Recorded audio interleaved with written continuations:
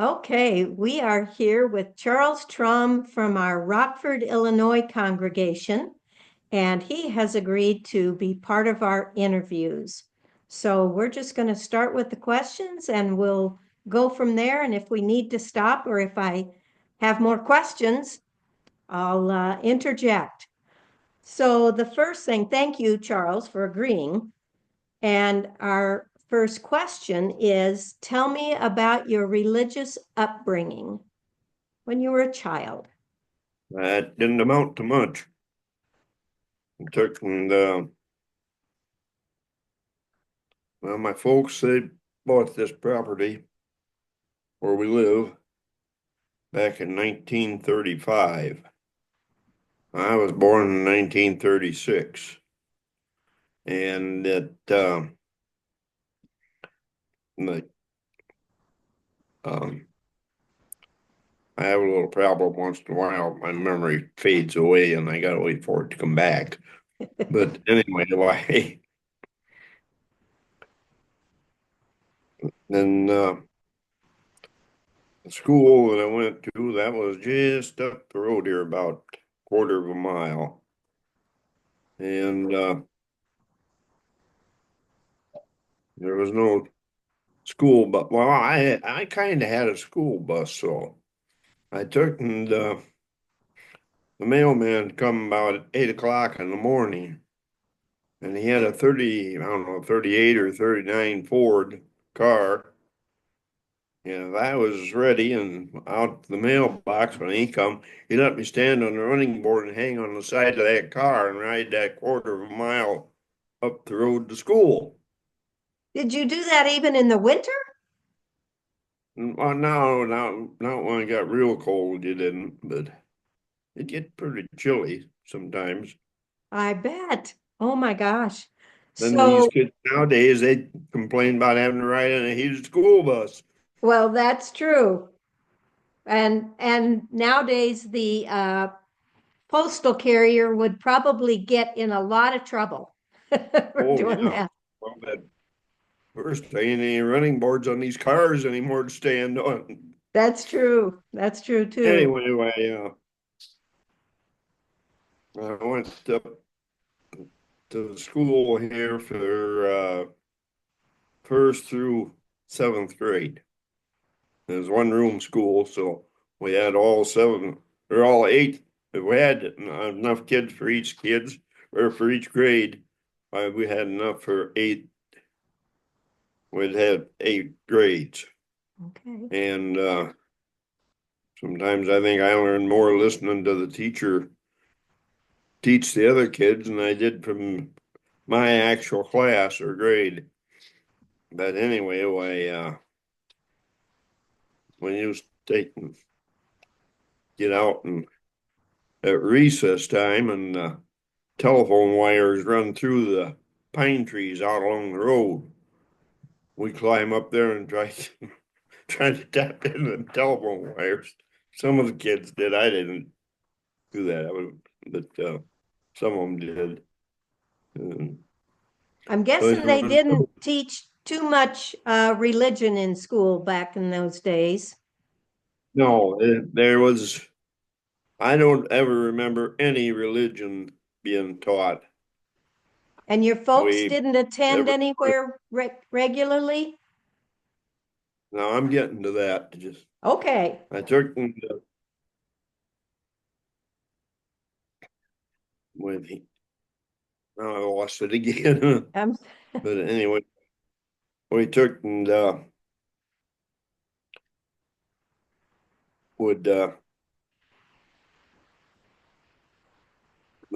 some of the kids they take these old Model T Ford coils apart, and then coils I never had a real fine wire in them. We used to string the wire back and forth and across the road because the school was right on top of a hill, right south of my place here, and we'd string them wires across the road, and we'd hang corn corn husks on them out in the middle of the road. People come over the top of that hill and there'd be them corn husks just hanging out there blowing in the breeze. someone would stop and sit there and look at them, and someone wouldn't even slow down for them. And that's what we done for entertainment for recess Oh, or before good grief. school, after school, or after school. We done. We was too glad to get out. We were headed for home, but anyway, that kind of the way our school teaching went. Now my folks, they took and my dad, he was German descent, and he took and he was baptized Lutheran, and so that my mother, she never had been baptized. So anyway, my uh, Lutheran preacher from Duran. Now I don't know just when this took place. It's right after they moved here, but I wasn't born yet when they moved here, and I don't know if it was after I was born or before or what. But anyway, why he come one evening to pay him a visit and welcome him to the neighborhood, and like they would do, and he took and he started preaching to them, and both of them went to sleep. When they woke up, he was gone. He never come back. That was as close as I got to any religious Oh my teachings. goodness. But then we took, we had, of course, that every March, why the farmers, is a farm community, and a lot of the farmers rented land, and they just took and they might be there for a year or two, and then they might be gone in 6 months, and they might be gone for a year or two. But anyway, we had one neighbor that lived, well, it probably had been a good half mile or better over there, the place. And he they had a son who was about the same age I was. I don't remember if I was a little old. I think I was a little older than he was, maybe a year or so or something like that. But anyhow, they were Methodist. And me and him, we did one summer we went to Bible school. He had a horse, and and it was 3 miles to Durand from my place here. And we saddled up didn't saddle, we rode bareback. But we had to get the horse up close enough, so he did have to get on first. When he got on, well, then I had to get close enough that I could climb across and get onto the horse. And sometimes I get on, sometimes I had to walk most of the way to Durand. But anyhow, we rode the horse to Durand for Bible school that one summer. And then I did go to Sunday school with him a few times, but that's about the extent of my religion coming Okay. up, growing up. That's pretty interesting, riding bareback to Bible school. That's very interesting. My goodness. So that was probably what, in the early 40s, I'm guessing. Yeah, it had to be. I don't remember just what year it was, but Okay, interesting. it Well, had to what be. was your, I was born in 36, so it had to be 39 or at least probably at least 39, maybe 40. well, you'd be pretty young even then, but so what was your first interaction with our church or RLDS, probably I when you never heard of first that until the day that I went on our first date with Jan. really? And she talked Yeah. about it on her first date? Yeah, her and my niece, they lived over by West Alena. And I took and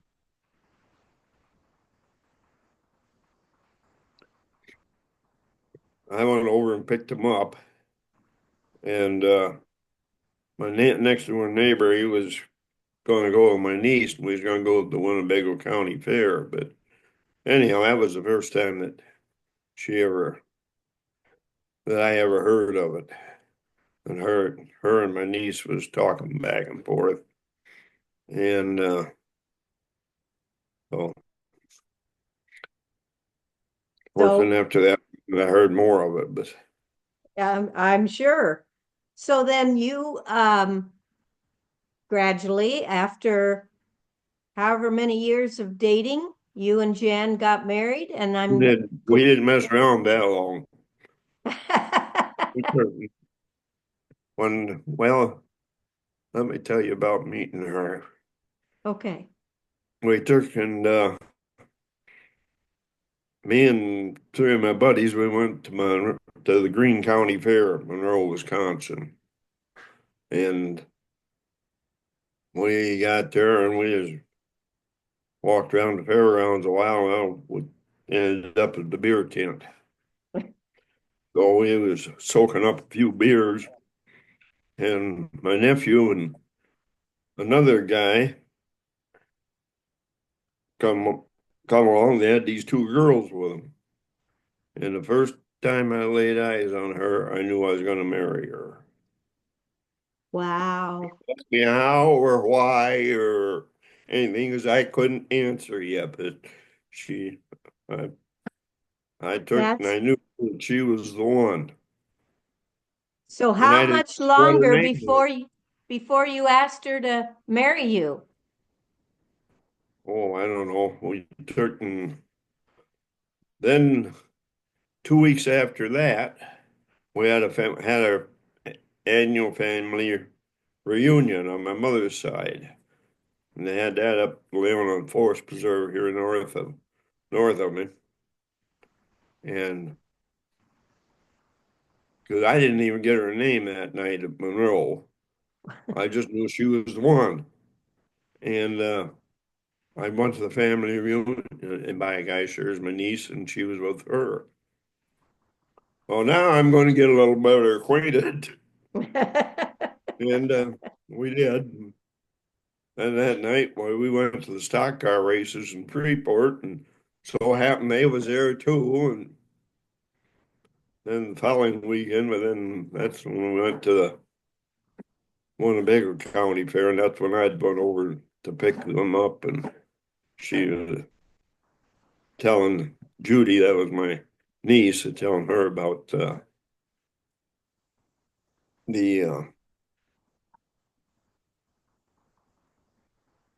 About the church? yeah, yeah, Okay. lost it there Interesting. again for a little bit.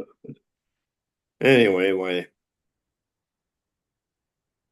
and after that, why, I guess within probably a week or two, where we was going steady.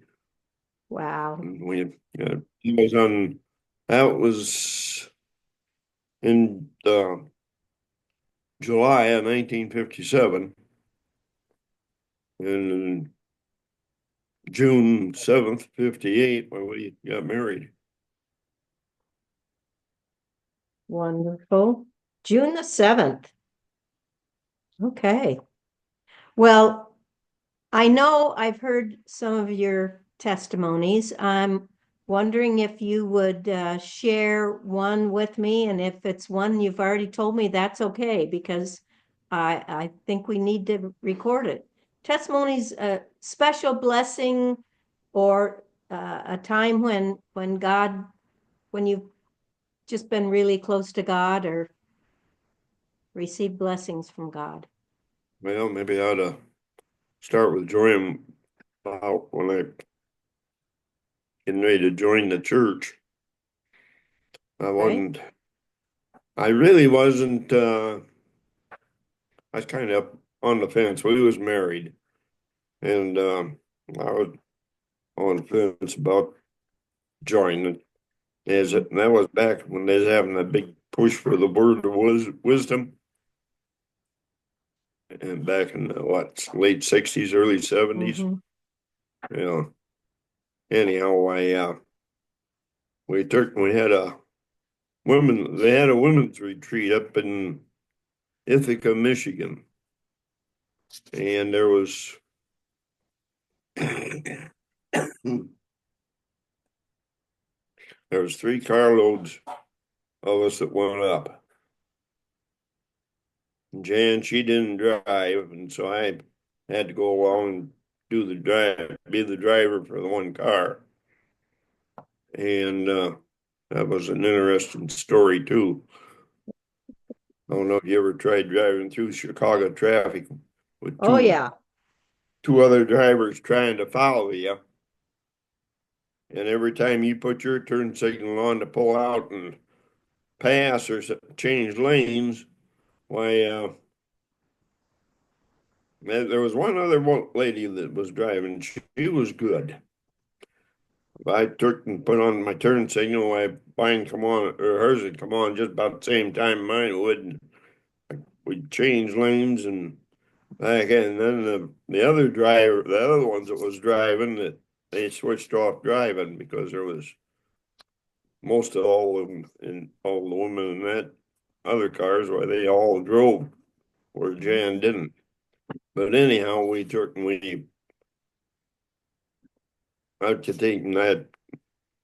The one gal she took and she, like I said, she stayed. She would like me with me like she was glued there.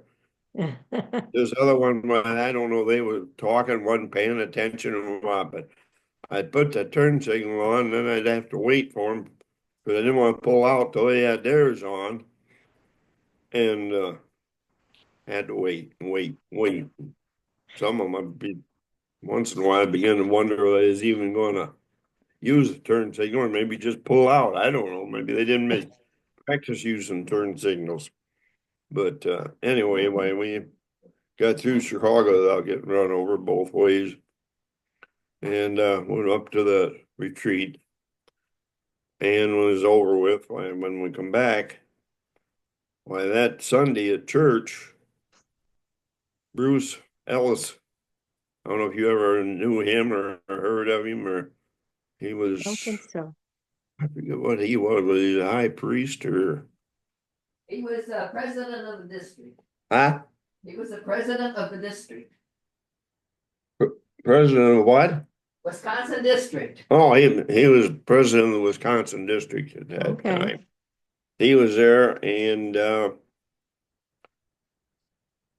I don't know, I was kind of on the fence whether I was going to join or wanted to join or didn't want to join. And that Sunday, when he was there, when he preached the sermon that Sunday, there was I just had a feeling come over me, like I was going to burn up. Wow. And there was no doubt in my mind that I wasn't going to going to join then. When we get after that Sunday, listen to him preach, and so I don't know just how many weeks after that before I was baptized, but anyhow, that's what got me really made up my mind. That's amazing. And from what I recall, you didn't even tell your family when you decided to No, get no, you baptized, can did tell you? them everything. Why would you? I mean, she's And they, been after me for probably 3, 4 years anyhow. When I was going to join the church, her and all of her friends that had him was husband that wasn't a church member. Well, they was all working on us, and so when uh, after I made up my mind, and why I talked to John Longsdorff, our one of our elders at that time, and I told him what I wanted to do. Well, yeah, we can do that. He worked for Dean Foods, so he brought a pair of white pants for me to wear. And I got ready for church that Sunday. Walt Sapp, he was a priest at that time. He was the one who was going to baptize me. And we took and got like, getting ready to go to church here that morning. I'd put two shirts on. And I didn't have the one collar right. Well, naturally, my wife, she's going to straighten it out. Well, naturally, I didn't want her even real close to me because I was sneaking.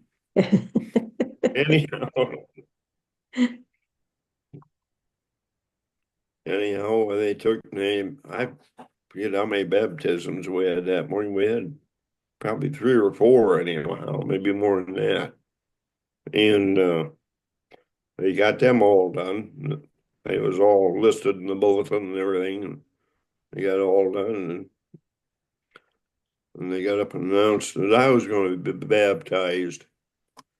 And so there's a little room back to where our organ was there at the church, and we had this all set up, and I going to go in there and change clothes. And Jan said that after I got up, while she was sitting with one of the other ladies and her children, and this one girl, she took and leaned over and he didn't even know he was going to be baptized. It sounded, I guess, almost like she was scared something was going to happen to her or something. Oh.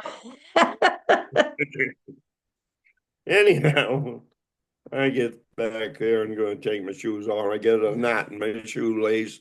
Oh, no. They began Oh, to wonder hang on just a I second. got the job done. Okay. For We some got it pulled reason, the off without internet got mixed thought. up right there, but so on the recording, I'm just going to restate what you had a knot in your shoe, and then what happened? Yeah, I untied one of my shoelaces and it took me a while longer to get that knot out, and the congregation was beginning to wonder if I went out the back door and changed my mind. I'll bet. Well, I know Jan has said it was a surprise to your whole family, so that was I'm sure one of her best surprises. I think it was a surprise to the whole church.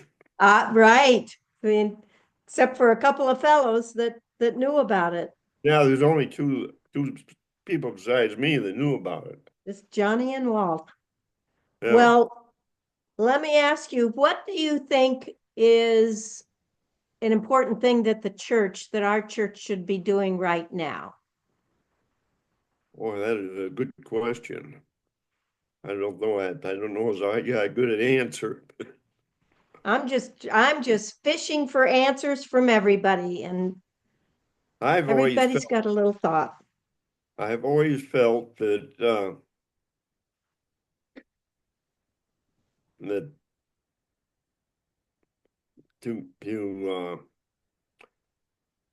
church was going to grow, that we needed to do more sharing of testimonies. Mm. And the reason for that being is that I've had a couple pretty, I don't know if you call them nerve-wracking or what, depends what side of the fence you're on, I guess, but experiences. And I took and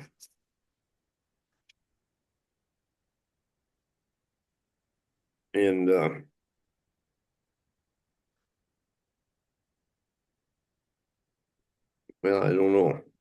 Have you been able to share those with other people, Oh yeah, yeah. the And particular experiences? now you got me straightened out. I shared them with other people, and they took a lot of times.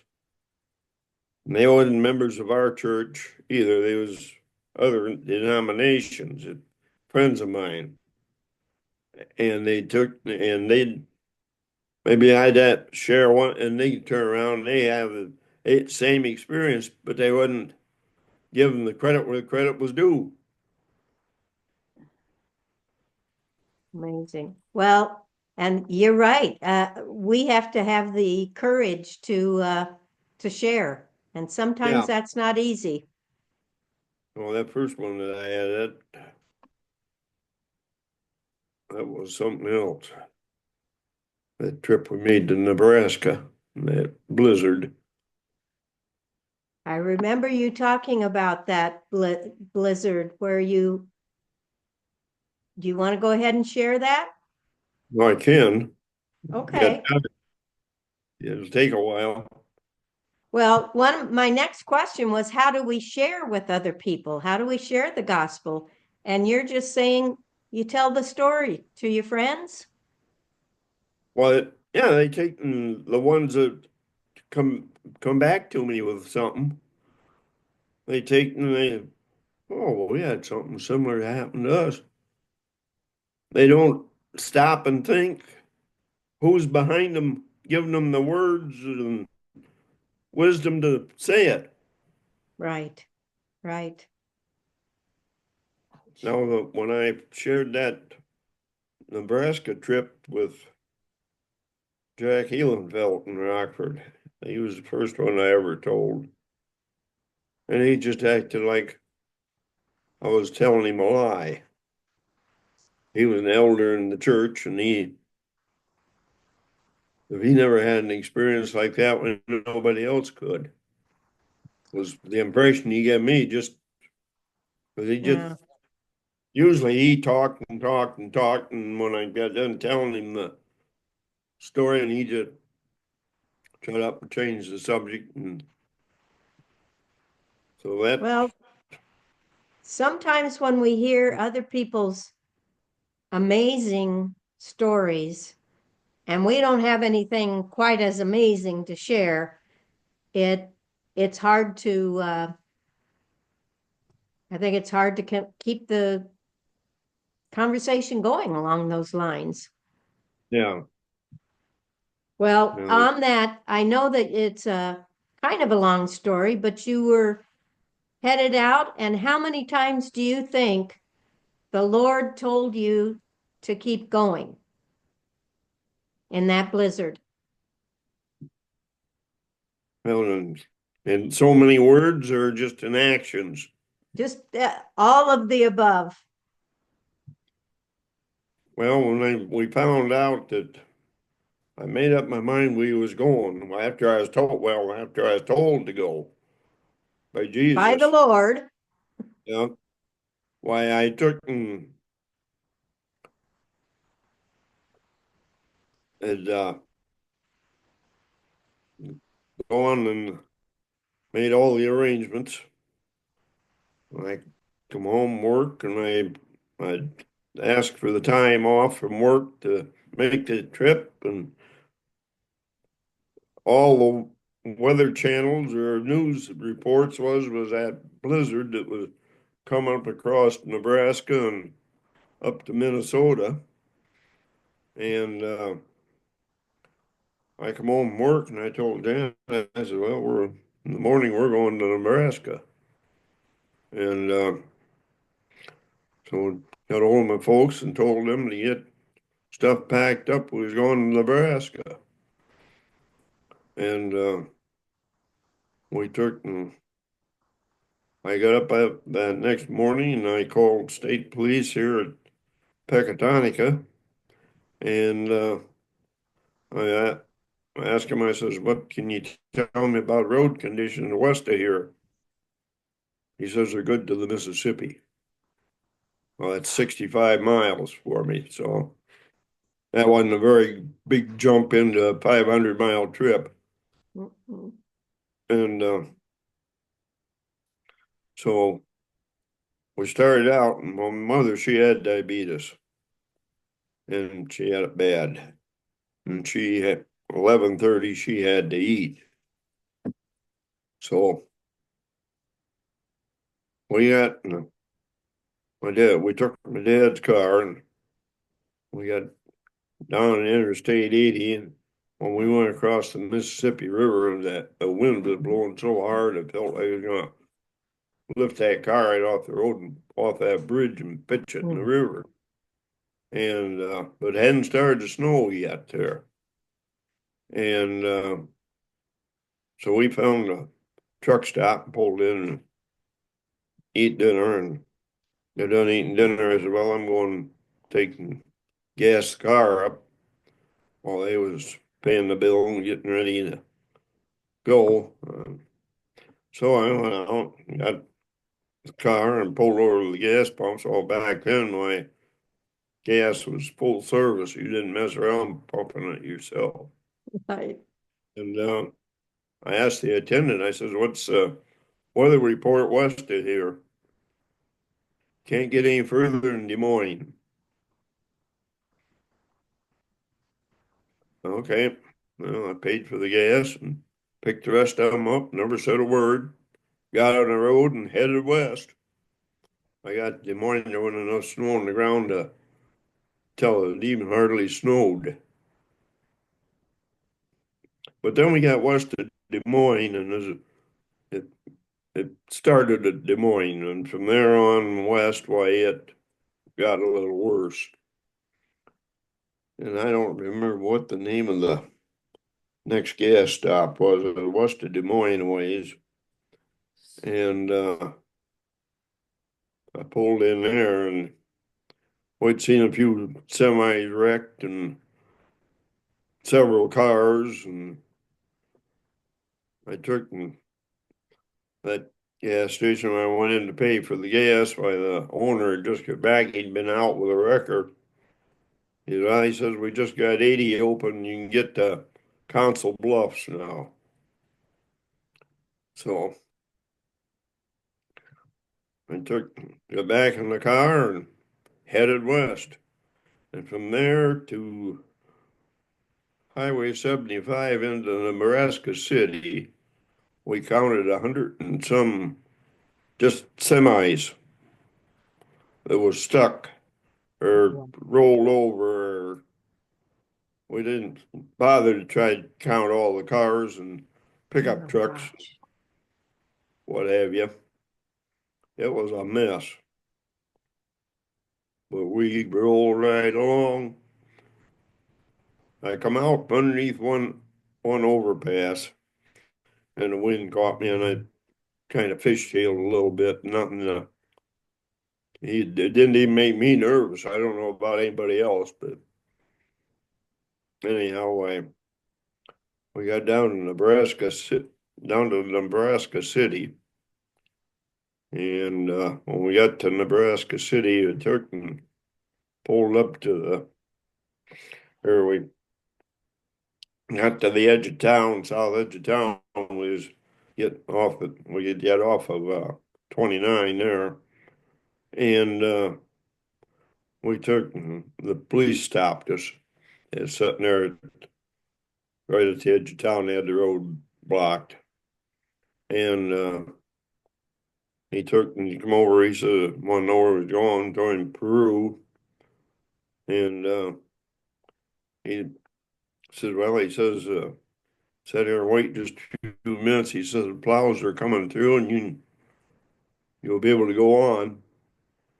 He said, "We got sandwiches for the plow drivers and coffee, and so when they get there," he says, "well, you just go on and go."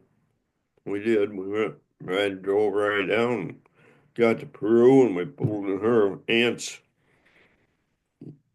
drive wherever we was going to spend the night. I pulled in there. I pushed snow over the front bumper in that car. I rolled back and forth a few times to pack it down so I'd be able to get out in the morning. And I went up and I knocked on the door, and her aunt comes to the door. She opened up the door and she looked at me and she says, "I'll be goddamned." She said, "You drove all the way from Illinois and people 11 miles away can't even get home." Oh my goodness. And what was your final destination in Nebraska? Where was it? Fairbury. Yeah, Fairbury. Fairbury, Nebraska. And why were you trying to get there so determined? Because my folks was invited to a 60th wedding anniversary. And my dad had stood up with them people when they got married. Wow. And we got there, and well, the next morning I called out there to see them. They'd called off the celebration, Party. but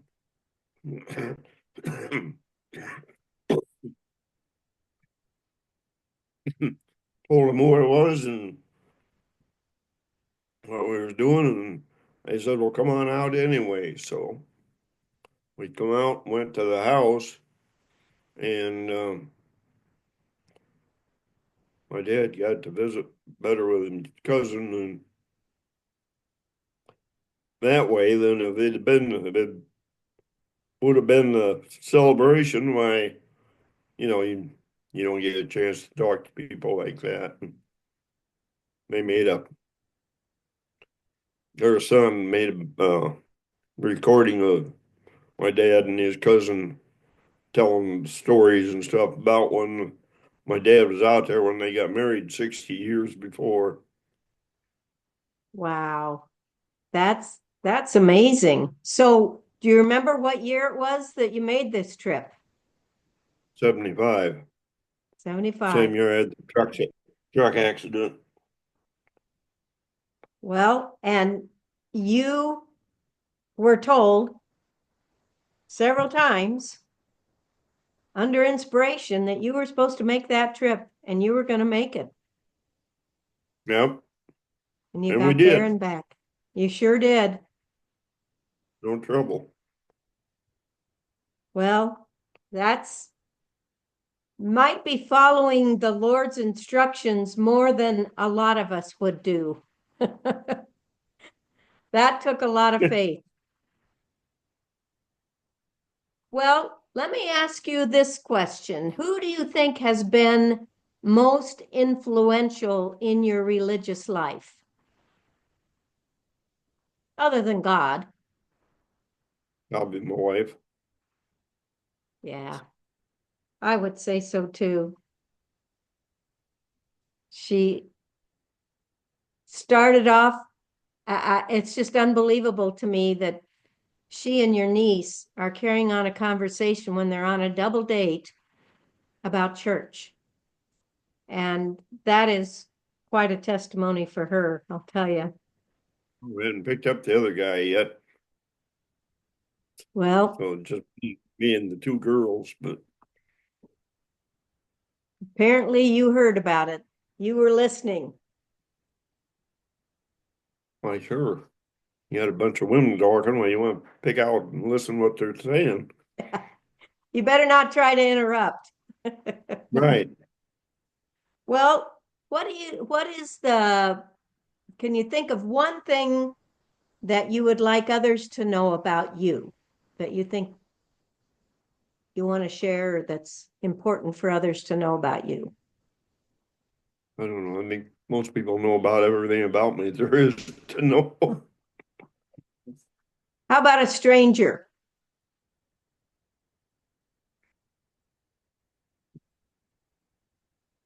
I don't know. Well, I can say a few things. First of all, you are probably the biggest car buff I've ever known. I think you know every vehicle ever made and probably what their engine looks like and all that kind of stuff. But you do have some amazing testimonies and a strong, strong faith that I think has served you well. And if anybody ever had any doubts, they should come and talk to Charles.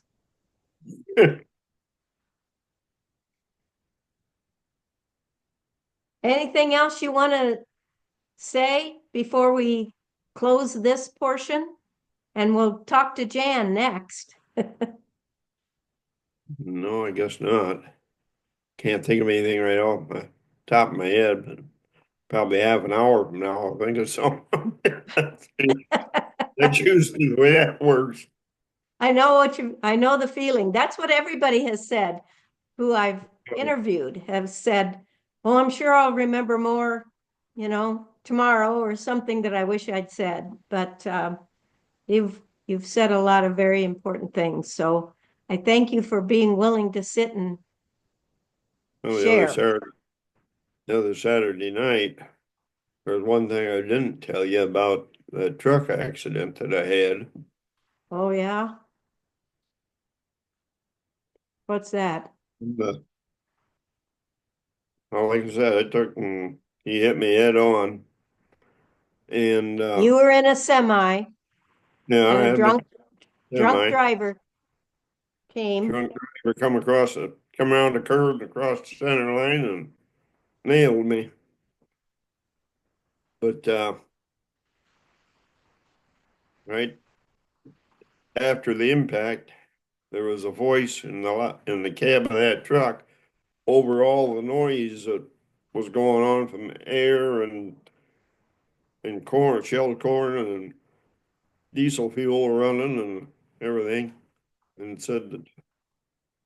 told me that I was all right. There's the other guy didn't make it.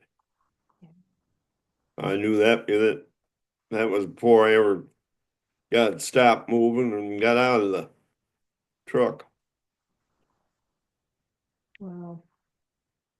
Well, but you also said before you started out in your truck, every trip that you made, what did you do before you made the trips? Well, you said a little prayer.